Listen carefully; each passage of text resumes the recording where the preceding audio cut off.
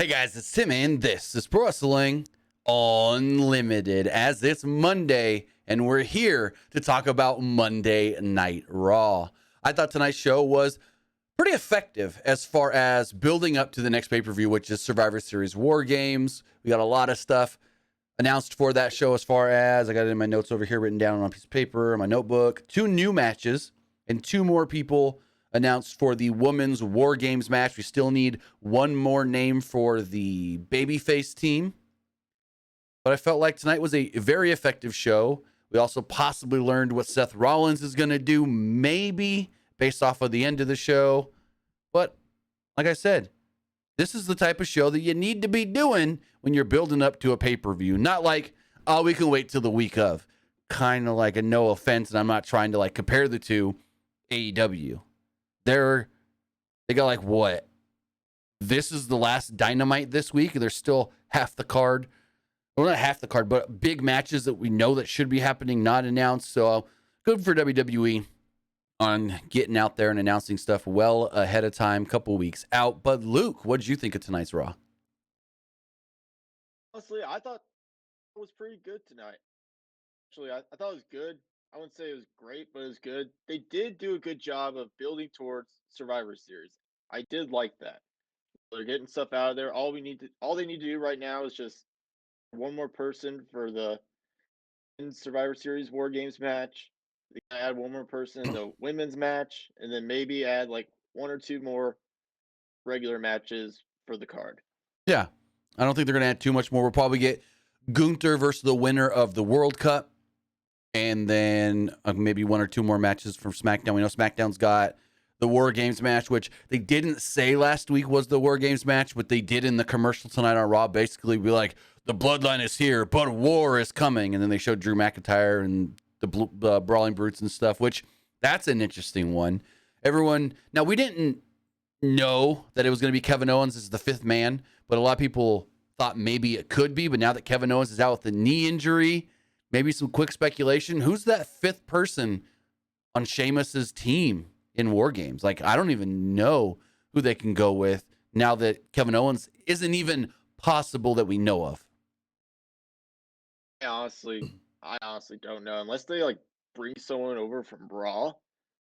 Can't think of anybody right now. Right, because that's what Owens would have been. Someone from Raw, but regardless. I'll have to think about it later, but yeah, I honestly don't know right now. I don't know who would actually fit. They can't bring in Logan Paul if he's injured, which I'm a little skeptical on the severity of that injury because I tore my meniscus and I was not allowed to bend my leg at all. My knee was not allowed to bend for 8 weeks. Yet I'm seeing on his and his friends' Snapchats, he's just doing regular ass things. He was at a pottery class with his girlfriend and buddies, sitting there with his legs bent, just right at the pottery wheel, no problem. If you had a torn meniscus, you ain't doing that. Your leg is in a brace or a cast for weeks after that injury. Trust me, I know. I've suffered that injury, torn meniscus.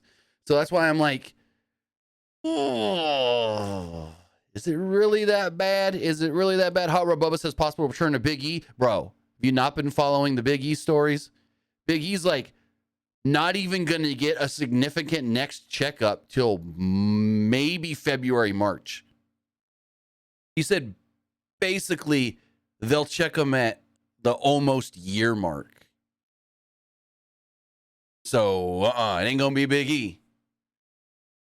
And I doubt they add either Kofi or Woods. They wouldn't add just one. They would want to add both if that would be the case. Hence why I thought it was going to be them and not Drew, but they got to have a backup, I would assume. I don't know who that backup would be, even if we looked at the roster. I'm going to do that real fast before we get into this.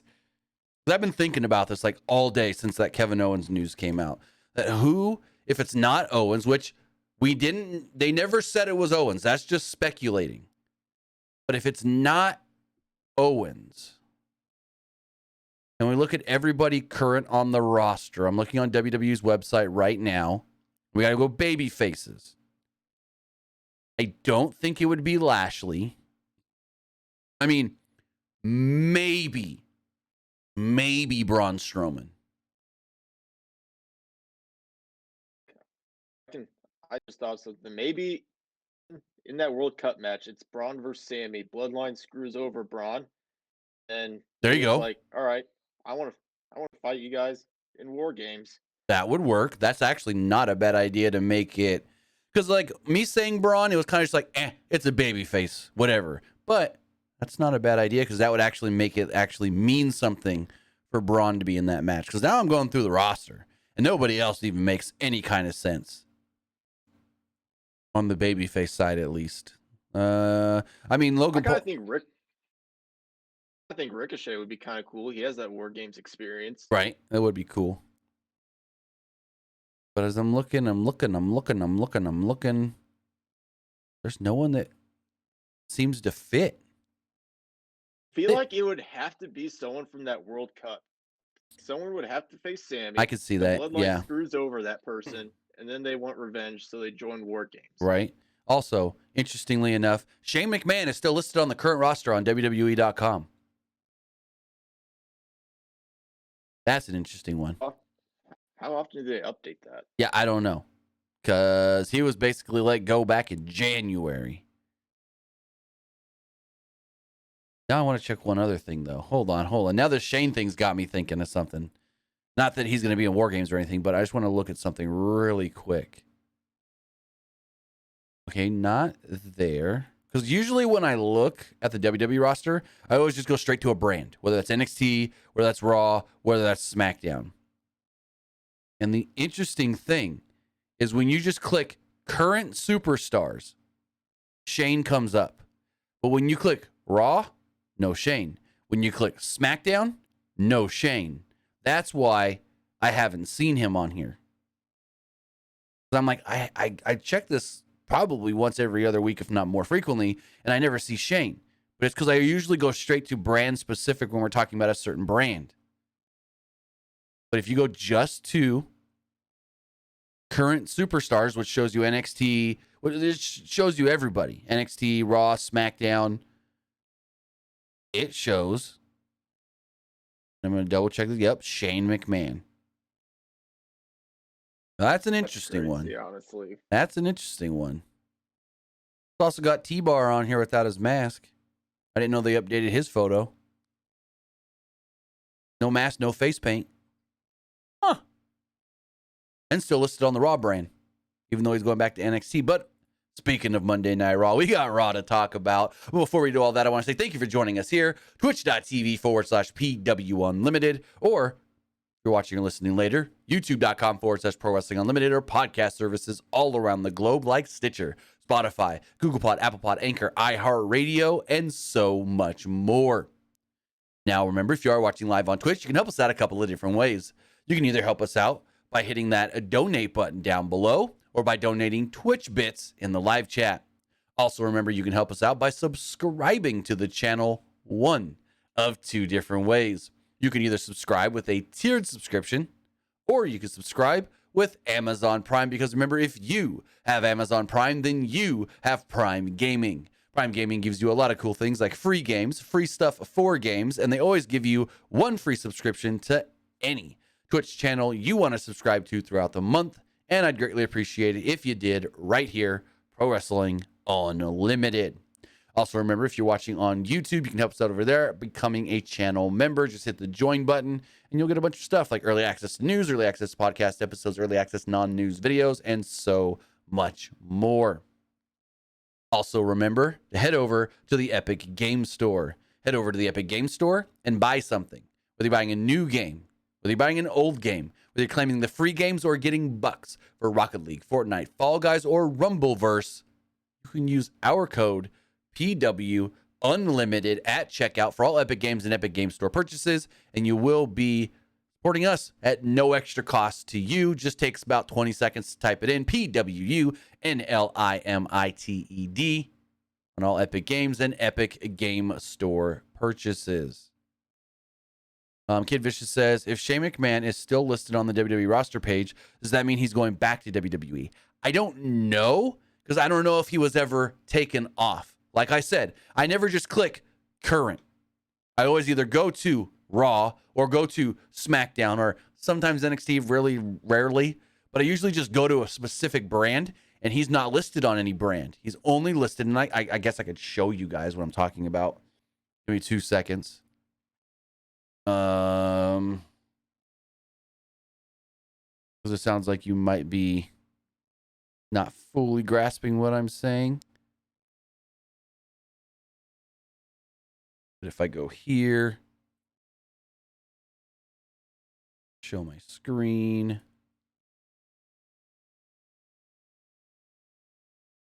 All right, so if we go here, and you've got, usually I go Raw. You go down to Raw, we'll go to S. No Shane McMahon. Then we click SmackDown. Go to SmackDown. Scroll down to S. No Shane McMahon. Sarah Logan. No Shane McMahon. But if you go here and you click current superstars, you got all the NXT names, even some of them NXT UK names that weren't let go. Scroll and we scroll and we scroll. It'll take a little longer because it's everybody. We get down to S eventually. Here we go. And there's Shane. Now, if we click into him, no roster listed. No roster listed. Again, the interesting part. So, yeah. I don't know why Shane McMahon is listed on the current roster on WWE's website. I don't know if he was just never taken off. But that's one to maybe look into. As far as Raw does go, Seth Rollins opened up the show. He entered as a video package aired, recapping his last week's efforts of the, I guess you say, open challenge. Rollins said that he barely escaped his United States title and ran down all the guys that wanted a shot at his belt. Rollins mentioned Austin Theory's failed cash-in attempt, and the crowd chanted, "That was stupid," and Seth let him go for a moment. He encouraged them to chant, and then he plugged his main event match where he's going to defend the title, which is a change. He's going to defend the title against Finn Balor, so this morning when I was getting everything ready for the wrestling wrap-up, WWE's website said title not on the line. Non-title, U.S. title not on the line. But then around 3:30, WWE posts a video with Byron Saxton running down Raw, and Saxton goes, "No, in fact, the U.S. title will be on the line tonight." And I'm like, oh, well, there's a major change to the show. No real reason why they ended up making it a title match, but whatever. Cool. Bobby Lashley would interrupt. He warned Rollins that the beating would continue to come until he gets his title back. Rollins reminded Lashley that he lost to Brock Lesnar at Crown Jewel, and maybe he's just been a little salty ever since. Then Mustafa Ali would interrupt. And this is a weird one because Bobby comes out, does whatever he wants. But Ali comes out and there's a referee trying to stop him, which is weird. Like, don't do it. Don't do it. Don't do it. And Bobby's like, what the hell are you doing out here? You want to come over here and get an ass whooping too? The referee's like, you shouldn't do it. And he ends up jumping in the ring anyways. Lashley, Ali tried to go after Lashley. Lashley elbows him in the head and goes, "Make that a warning to everybody who wants to come at me." Seth and him start talking again when Ali jumps him from behind once more. Lashley throws him out of the ring. Lashley said, "If you want to be that stupid, you can just fight right now. We can just do it. I'll beat your ass." And then we ended up getting Bobby Lashley versus Mustafa Ali in a 4 to 4.5 minute match. Not really much to this match at all. Ali took a dominator. The referee said, "Well, you want to stop the match?" And I'm like, what? Why are you asking him to stop the match? That was weird. Like, it's not like in the Theory Ziggler match where Theory won't get off of him and just keeps raining down the punches and beating him. That's different. But this one, he just took Bobby's finisher and they're like, "You want to quit?" And I'm like, why would you even ask him that question? Ali said no. Lashley then hits consecutive choke slams, but Ali wouldn't stay down. Ali came back with the tornado DDT, but Lashley turned him inside out with a spear. There was a spot where Lashley was thrown out of the ring, barely made it back in at time. Lashley eventually applies the hurt lock, and Ali just passes out. That's it. Not much to it at all. It was literally just another Bobby Lashley beating down Mustafa Ali match. Mm-hmm. was basically like Seth said, you're salty because you lost to Brock. He lost to Brock. Now he needs a showcase to show. And that was a one-time loss. It's honestly kind of weird though, because when Bobby Lashley was kind of out of this whole like United States title thing for a little bit, it was always like Mustafa Ali. He wants the US belt. He's all serious. He's trying to beat down Seth. Now Bobby gets in. Bobby's just like down Ali. Now he wants the belt. So now it's like, all right, like leaning towards like triple threat, fatal four way. Like what are they doing here? Well, see, that's what I thought it could have led to. And then Bobby just destroys him so easily that I'm like, no, you can't even think about adding Ali to any of this. Like, it wouldn't even make sense with the way Bobby just destroyed him easily. Especially when the ref goes, you want to just give up? Yeah, that's not a guy you're trying to push to a title shot. Like, I don't know where this all led to, because they were pushing him good as far as like he wants to challenge, and then they just made him a dweeb and a geek and a loser. No offense. Kind of a waste of a thing with Ali and Seth. Yeah, it was a waste like 2.5, 3 weeks. And then they kept on saying, maybe he should give up. Maybe he should just quit. He's got a World Cup match this week on SmackDown that he needs to be fresh for. So, I don't know. That's another thing, too. They made him so weak going into that World Cup. Like, you can't even take this guy serious against Ricochet. That's who it was, Ricochet. I wasn't sure if it was Ricochet or not, but yeah. Kathy Kelly interviews AJ Styles, Mia Yim, and the OC. Styles says that he's had enough of the Judgment Day and challenged Finn Balor to a one-on-one match at Survivor Series so he can, quote, put an end to all of this. Luke Gallows thought that he should get credit for bringing in Yim because he was good with the ladies. Carl called Yim the toughest woman in the room and called her the Mitchin? I think is what he called her, the Mitchin. Whatever, that's how I wrote it down, so I don't know if I wrote it right or not. Kathy Kelly didn't know what that meant. I don't know what it means either. No, I do know what it means because Yim's like, I think Yim said that means crazy. Magmore says, Me-chan. Oh, okay. Me-chan. I guess it means crazy or something. She said crazy in Korean. Oh, okay. I didn't catch the Korean part. I just heard crazy. Gotcha. She told the OC to have beers ready on ice after her match. And they all did a 2-sweet. Speaking of her match, she took on Tamina in a 2-minute match. Like, I don't even think it went 2 minutes. Tamina decked Yim at the start because she was distracted by Rhea Ripley and Dominic Mysterio sauntering down the aisle. Yim dodged a splash and hit a few strikes before the Eat Defeat to pick up the victory. That's it. Not even 2-minute match. Yim then invited Ripley to get in the ring. Ripley teased getting in before backing off. The crowd quietly kind of booed that, but they weren't into any of this at all. It's like, all right, Mia Yim's back. We'll give her a time back match. Like, even last 2 minutes. They're trying to like make her like look strong against Rhea. True.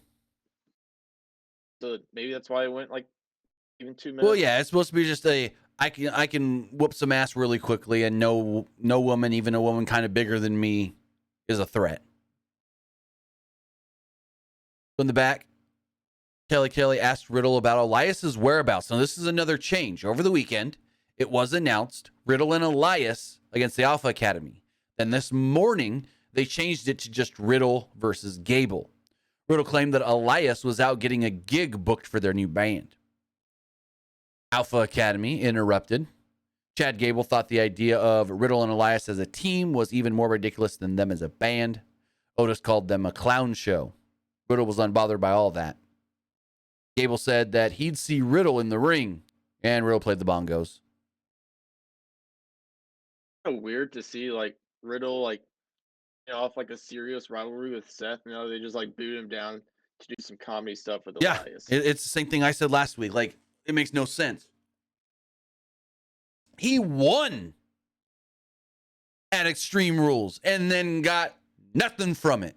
Why have him win to get nothing from it? Seth kind of had a bigger outcome than he did. Exactly. 100%. No even arguing that. Damage Control approached Mia Yim in the back. They said they were impressed by her win earlier and offered her a spot on their team for Survivor Series. Yim turned them down. Iyo Sky seemed threatened by her. Before the OC would show up, Damage Control backed away. We then had a 9.5-minute match. It was Chad Gable against Matt Riddle. Fun match. I really like this match. Riddle went to the top early, but was distracted by Otis. Gable brought him down with a release German suplex, which led to a commercial break. Not long into the match, Riddle then fought back after the break and hit an exploder, a senton, a powerbomb, and a knee strike, all for only a 2. Gable reversed a Bro Derek attempt and applied an ankle lock, but Riddle got out and applied a triangle choke. Gable hit a cliffhanger DDT for a 2, and Riddle came back with a draping DDT. Excuse me. Riddle then did set up for an RKO, but was distracted once again by Otis. After a couple of counters, Gable applied a backslide with his feet on the ropes. Otis also held his feet, and he picked up the pinfall victory, defeating a stunned Matt Riddle. I didn't expect that one. I thought they would give Riddle the win after a couple of losses, and no. Gable beat him. So there's an interesting move. I guess this isn't over anytime soon, which I didn't think it would be, but it just prolongs it even more. As we go forward, JBL and Baron Corbin are playing poker in the back. Corbin was smoking a cigar. Some guy offered Kentucky whiskey, and JBL didn't want anything from Kentucky and proceeded to mock the state. JBL had his own expensive whiskey from Uganda, which I thought was going to lead to maybe Omos walking up, but it didn't. Instead, Tazawa would walk up. He sat at the table and said, "You play poker?" And he's like, No. We don't need you here. He put on sunglasses, and they're like, "Wait, have you ever played before?" He's like, "Nope. Don't even know the rules." Corbin's like, "Hold on. Let's just wait." JBL laughed and told him to stay, and yeah. We then ended up going into Miz TV. So Miz and Byron Saxton hosted the segment. It was weird that they called it Miz TV when Miz was kind of being interviewed. I don't know. It doesn't matter. Saxton had some questions, but Miz is like, no. I got to read a statement as he's dressed as Mr. Rogers. Miz regretted paying Dexter Lumis at all. He offered for empathy because he never asked for time off in 18 years with WWE. He said, "I never have been injured." And I go, well, that's a lie. You were injured in that freaking Batista match, or whatever you want to call it, the Army of the Dead match with the zombies and the lumberjacks. You messed up your knee there, bud. So yeah, you have been injured within the last 2 years.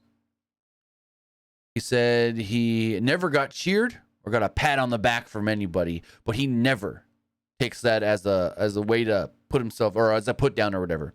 He says he offered to get Lumis back on his feet and asked for very little in return. Saxton then asked Miz why he told the private investigator a different story. Miz said, "I was just telling her what she wanted to hear, so Hollywood would pick up these movie rights." He's like, "It wasn't the truth. It was what I thought would make an interesting movie." Out would then lead to Johnny Gargano. Gargano claimed that Miz stopped paying Lumis because he got caught up in the lie. Miz wanted to know why Gargano was involved in all this at all, and claimed that he just wanted to hear people chant Johnny Wrestling. Crowd then chanted for Gargano, and he was happy to hear it. Gargano called Miz a compulsive liar. They bickered back and forth for a little while before Miz eventually said, "I'm sorry," so they could finally move on. Gargano said, "I just want you to pay Dexter." Gargano said that he spoke to WWE officials and said that you're going to have to pay him because in 2 weeks, you're going to fight him. And if you lose, you have to pay Dexter, and Dexter gets a contract. Now, they said in 2 weeks, and they never said where. Yet, commentary, Kevin Patrick then goes, "Well, this match is set for Survivor Series." And I'm like, well, they never said that, but okay, cool. Miz then said that he would be happy to pay and everything and this and that. And he's like, tell Lumis this for me and everything. And he's like, why don't you just tell him yourself?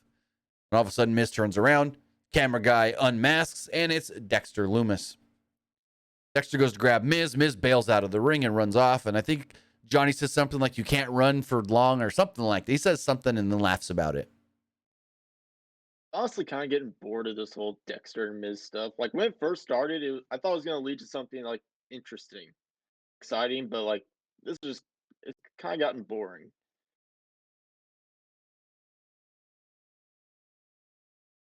Well, my fan's not working. I don't know why not. Interesting. I'm going to have to look at that afterwards. Moving forward. There was an earlier today video with Kathy Kelly. She tried to interview Shelton Benjamin, and this is good.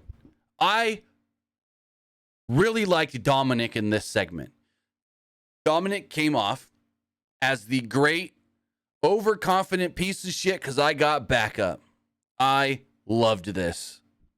So Benjamin's talking and everything, and Dominic was like, you haven't been good since my dad and Eddie Guerrero were in their prime, and you still weren't even that good then.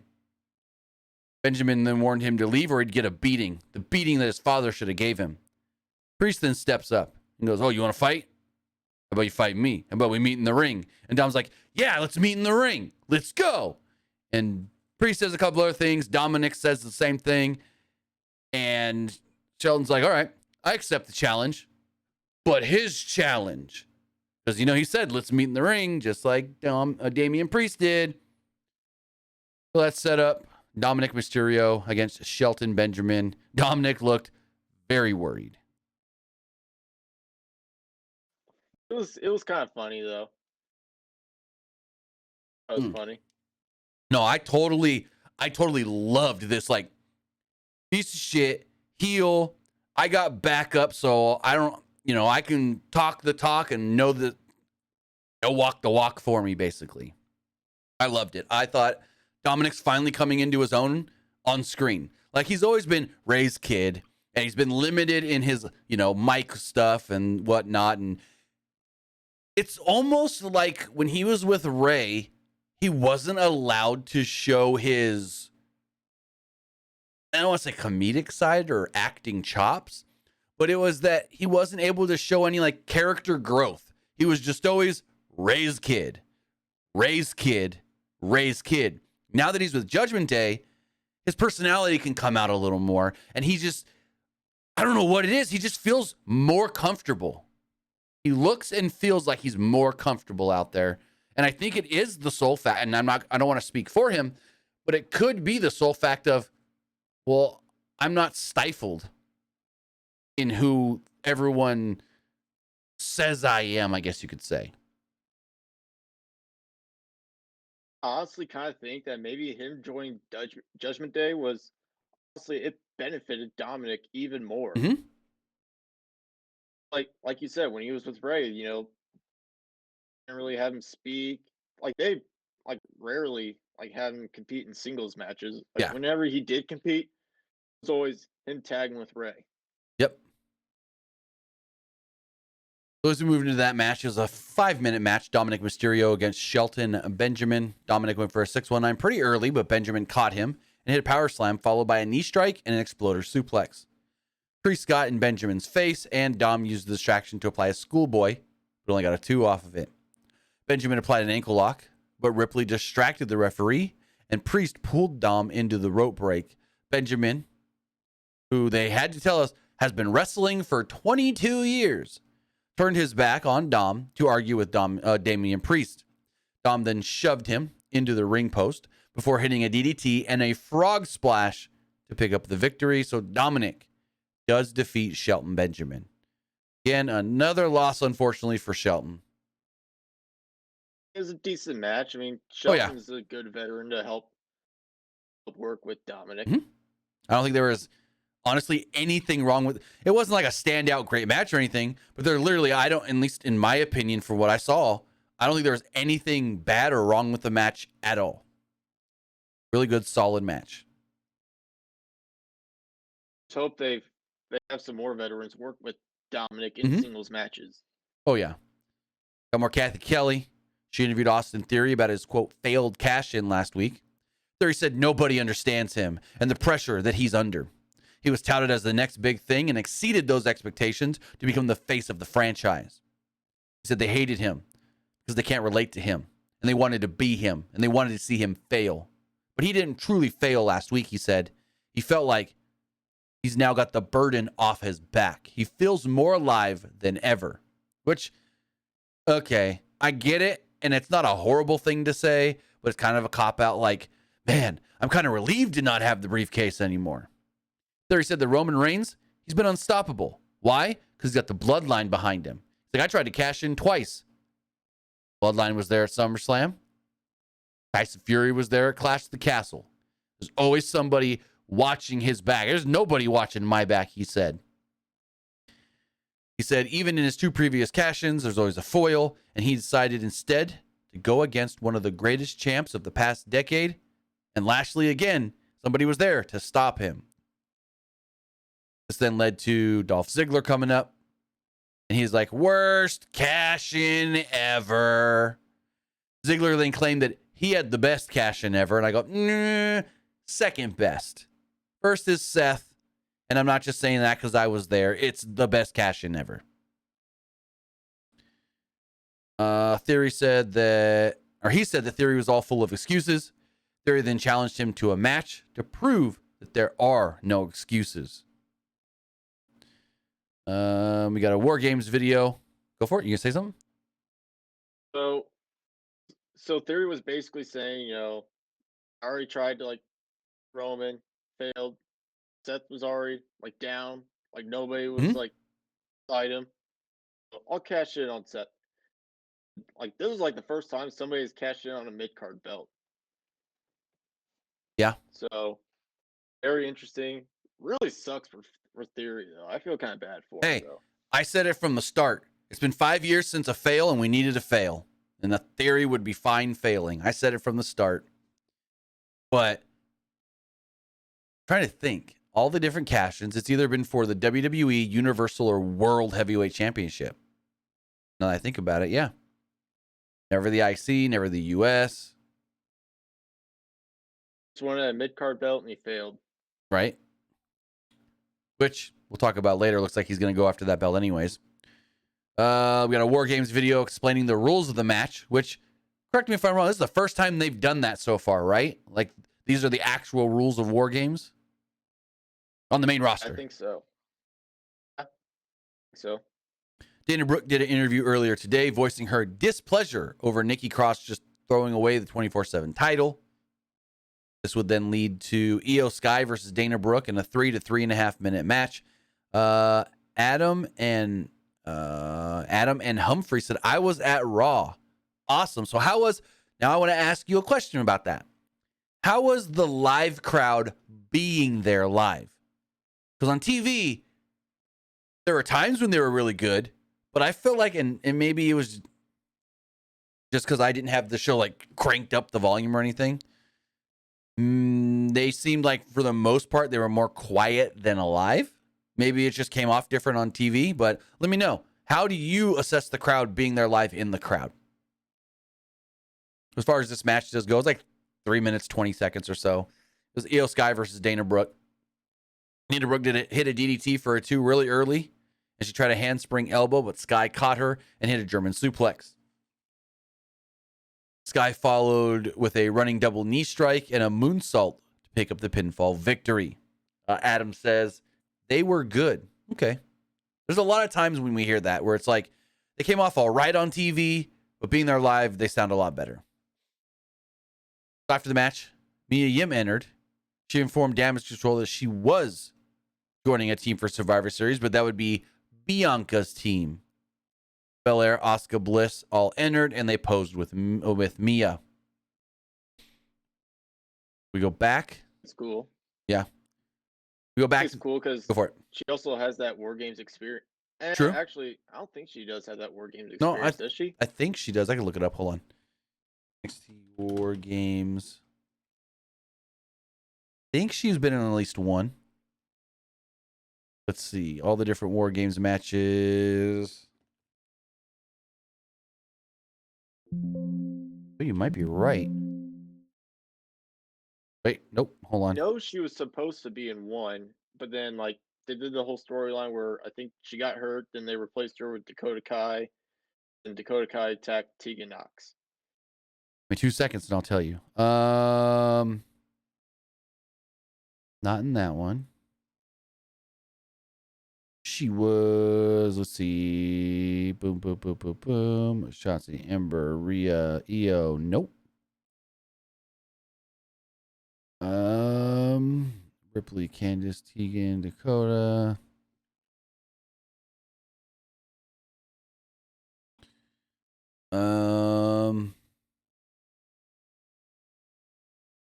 See.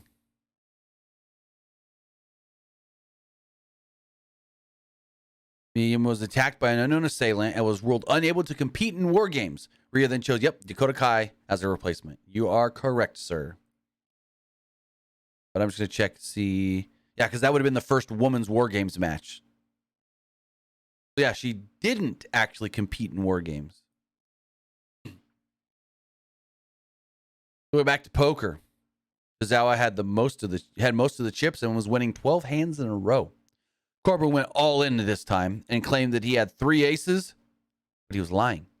Tazawa then challenged him to a match before running off with all the poker chips.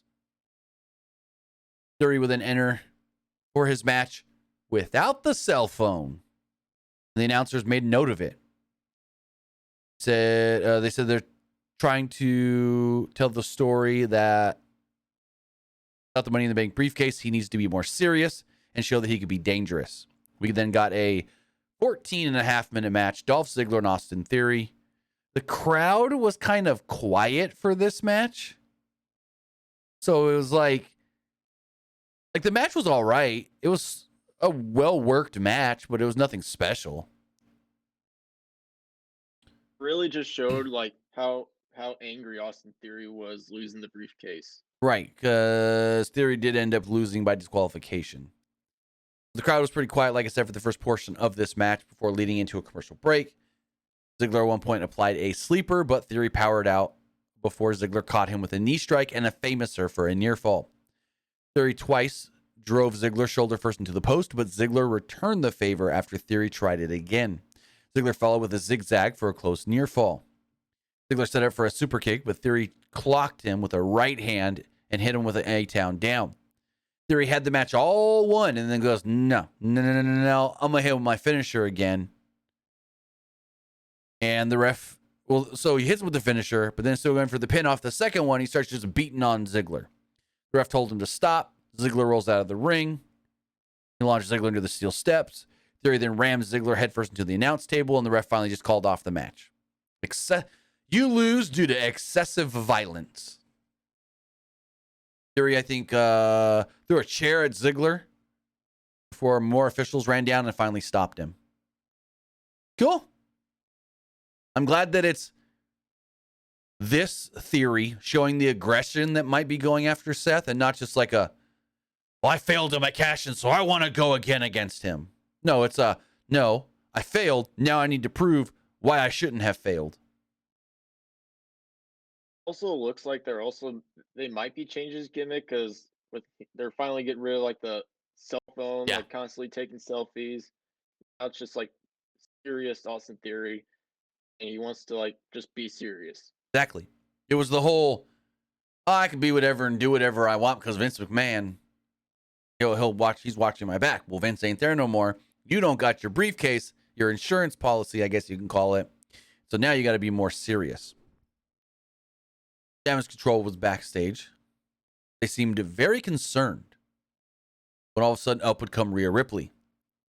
Rhea was like, don't worry, you don't even have to ask. If Mia's on the other team, I'm on your team. Dakota Kai was very excited. She's like, yeah, we got the good one. Yeah, we got the good one. And, of course, Nikki Cross is in the background just going, crazy Nikki.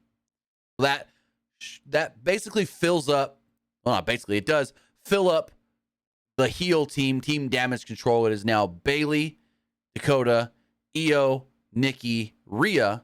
On the other side, it is Bianca, Asuka, Bliss, Mia Yim, and a still fifth name to be announced. Which it's like, don't tell me it's going to be Dana frickin' Brooke. Ray. You think? Yeah. I didn't. Has to be. For some reason, her name didn't cross my mind because it's been like, 3 weeks since we've seen her because they beat her down. Yeah, but It makes gonna have her sense. like come back and then Yeah. just be like, "You attacked me, so I want revenge." The first thing that came to my mind was Dana Brooke, all because of the whole, oh, she's mad that Nikki Cross threw away the 24/7 title. But no, Candice LeRae makes way more sense. What they could do with Dana Brooke. What if she's like so mad she like goes digging in the trash to like try to find it, but she doesn't. But then she like creates her own 24/7 belt. Oh, that'd be dumb. But I, for some reason, don't put it against them. They got Baron Corbin versus Tazawa. 3 minutes, 34 seconds.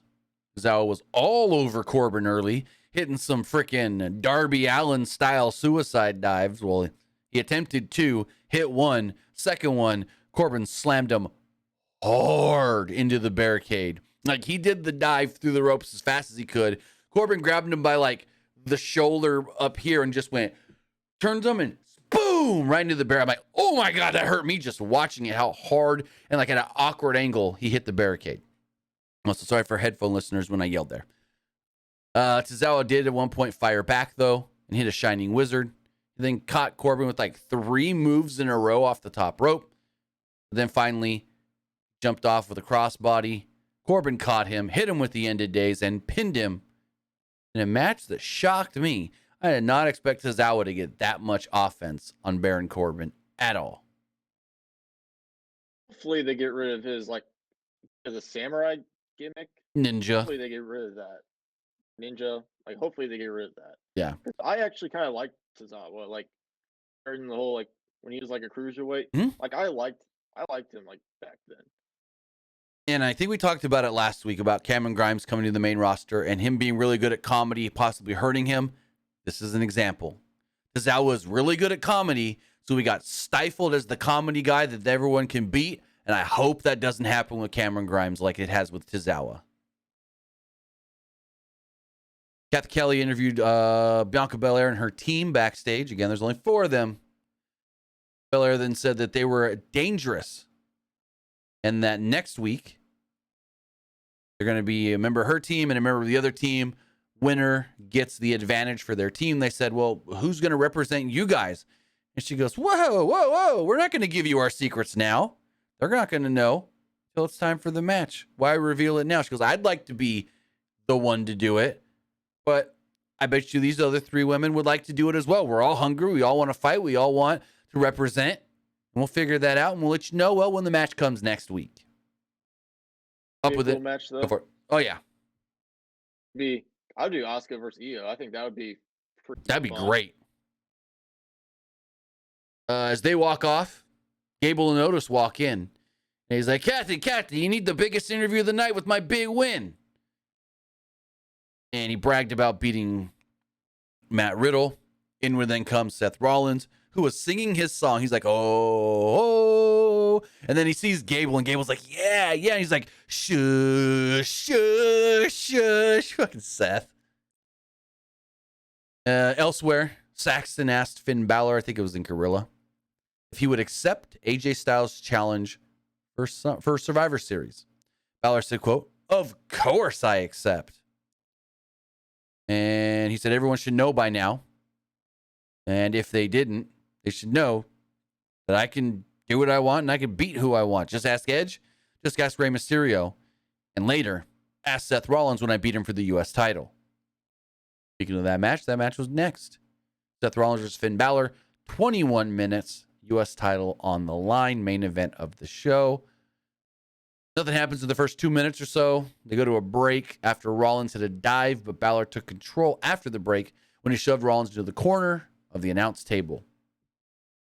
Rollins fought out of an abdominal stretch and hit a suicide dive, followed by a flying knee strike and a clothesline for a 2. Balor avoided a stomp and hit a sling blade, but then ran into Rollins with a super kick. Rollins then went for a frog splash, but Balor countered into a cradle and got a 2 off of it. After a second commercial break, Rollins tried a powerbomb into the barricade, similar to how Finn got injured in their match. What was it, 2016, 2015? 2016.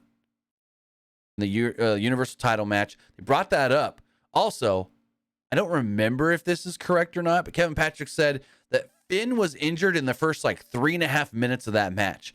I thought it was a lot later in that match, like a lot later, because I feel like he got hurt. We knew he was hurt when he grabbed at the arm, and it didn't go that much longer after that. So I don't know if that's true. Maybe they're just trying to make him seem more badass for working longer. But I kind of feel like might have been during the middle of that match. that's what I thought. I mean, it's been a while since I've seen Same. the match, so I don't know. Balor slipped out and drop kicked him off of the barricade. Rollins then hit a sit-out powerbomb in the ring and got a 2 out of it. Balor hit a drop kick, but Rollins cut him off and hit a superplex. Before Rollins could transition to anything else, Balor hit a 16-19 for a 2.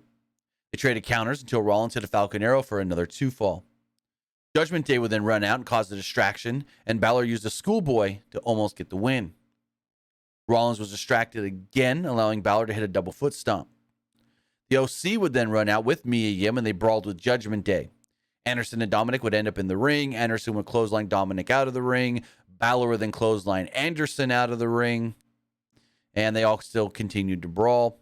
Balor hit a drop kick and went to the top rope like he was ready for the coup de grace. Refs distracted by Dominic in the ring. AJ Styles would then come up, throw basically or push Finn off the top rope. He bounced off the ropes, landed on all fours. He weirdly stayed on all fours for like 90 seconds, way longer than he should have. If this was real, he wouldn't have done this. But anyways, they start showing everything going on around ringside. And then finally Seth's like, oh, he's in position. Let me hit the stomp and pin him. Hits the curb stomp, pins Finn Balor, and retains the United States Championship. Then immediately after the match ends, out comes Austin Theory to attack Seth Rollins. Theory gave him an A-Town down, tossed him around ringside, hit another A-Town down, and hit him with the U.S. title. Theory then held up the title as the show went off the air, leading me to think that at Survivor Series, it might be Austin Theory challenging Seth Rollins for the United States Championship. Or what they could do next week on Raw, they do number 1 contenders, Bobby versus Theory. Like they can do like Bobby's about to win, Seth screws over Bobby, and then ends up being a triple threat. You really want this triple threat at some Survivor Series, don't you? I mean, but I don't know if I really want it, but like it seems like that's what they're building because they're having like all these guys saying True. they want the belt. So it's making me believe they're gonna do like a triple threat at Survivor I mean, Series. it's Triple threat or possible. fatal four-way. It's possible. It's very possible. But overall, a good show. Go for it. Honestly, I don't care who faces Seth. I mean, probably he's most likely going to retain. Oh, yeah. Yeah. It's too early to take that belt off of him. Honestly, I was thinking earlier, when Raw started, if Roman didn't have both belts, Seth would probably be WWE champion right now. Not US. So, good episode of Raw. Built up a lot of stuff for the next couple of weeks going into Survivor Series. Again, 2 new matches announced. Miz versus Dexter Lumis. Finn Balor versus AJ Styles. But with that, you know what we thought of the show. Now it's time to hear what you guys thought of tonight's Monday Night Raw. Remember, if you want to be part of tonight's show, you can do so by texting into 510-906-1341. Again, that number is 510-906-1341. But before we do that, gotta check the polls. So let's refresh all these polls really fast. As far as the Twitch poll does go, 100% liked Raw. Ooh, interesting. Everybody that voted on Twitch liked the show. As far as the Twitter poll does go, 57% liked the show, 36% thought it was just all right, and 6% did not like it. And finally, the YouTube community poll, 72% liked the show, 20% thought it was just all right, and 8% didn't like it. Comments here. This person said, show was mid, 4 out of 10 at best. This person said, I liked tonight's show. It was great in my opinion. The only thing I didn't like was the Johnny Gargano Miz segment. It was boring and lame. We move on to the text messages. This person says, oh, that's from Friday. We already read that one. It says, who's going to be the next challenger for the Undisputed Championship? Well, they don't need one right now because of War Games, but I do think that there's a really good chance it's Sheamus. Yeah, I think it's going to be Sheamus too. Maybe they go the route where, like, I don't think Roman gets pinned at War Games, so maybe, like, Sheamus maybe pins Solo. Sammy. It's like, hey, or Sammy. And like, hey, we beat the Bloodline, so that kind of is like, I'm next #1 contender. Right? Magmalore Like Sheamus, he was the guy who pinned one of the members of the Bloodline. Magmalore says, do you think Miz versus Dexter is a contract on a pole match? No, it's just a regular match. They would have said it if it was. It's just a regular match. Because then what? There's going to be a check up there too for what Miz owes him? No, just a regular match. This person thought, even though they are not going to be in the War Games match at Survivor Series, I still think Sasha and Naomi will return in Boston in some form or fashion. Do you guys also... What is the Survivor Series card at this point? Well, I can read that, but I don't thinking Sasha's going to come back because they're in Boston. Nah, I think you're looking too much. They're gonna have Sasha. If they're gonna have Sasha Banks return, they probably want to make it like a surprise and not make it like too obvious. Exactly. So as far as the card goes right now, what we know official Women's War Games, it's Team Damage Control. Bailey, Dakota Kai, Iyo Sky, Nikki Cross, and Rhea Ripley against the team of Bianca Belair, Alexa Bliss, Asuka, Mia Yim, and a partner to be named. We also do know that the SmackDown Women's Championship will be on the line when Ronda Rousey defends against Shotzi. Dexter Lumis and The Miz will be fighting. If Dexter wins, he gets a contract and Miz has to pay him. And AJ Styles, one-on-one with Finn Balor. Plus, again, we basically almost know all of the men's War Games matches as well. Not official, but basically told that it is the Bloodline, Roman Reigns, Solo Sikoa, the Usos and Sami Zayn against the Brawling Brutes, Sheamus, Butch, Ridge Holland, Drew McIntyre, and a fifth partner to be named. That's everything we know so far for War Games, which would mean 1, 2, 3, 4, 5. You had a sixth match. And I think since Triple H has been around, these shows have been, 6, 7 matches max? Yeah. So maybe only How had many matches do you have when he was booking takeovers? Takeover like mostly 5. Takeovers were about 5 because they didn't want the show to be long. They wanted the shows to be like 2.5 hours. If it was like a War Games, maybe they would go 3. But they were not. They didn't want the shows to be very long, and they wanted the wrestlers to have time for their matches. So how many matches were on Clash at the Castle? I'm going to look that up really fast. Clash at the Castle had 7 matches. So like I said, 6 or 7 matches.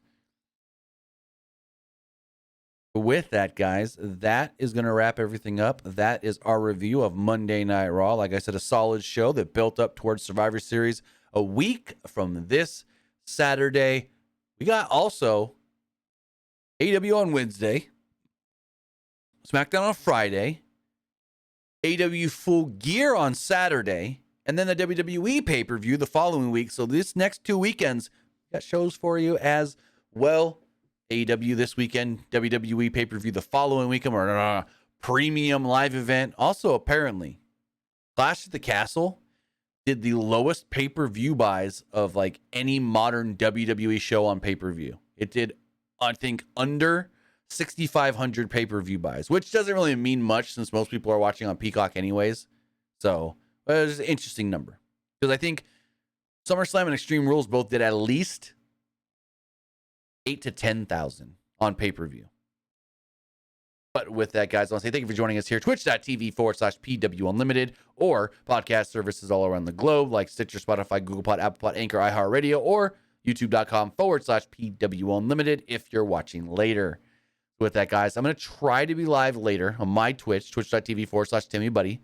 I might play Call of Duty Modern Warfare 2 because I have some friends that might be online. Not sure if we're going to do God of War tonight or not.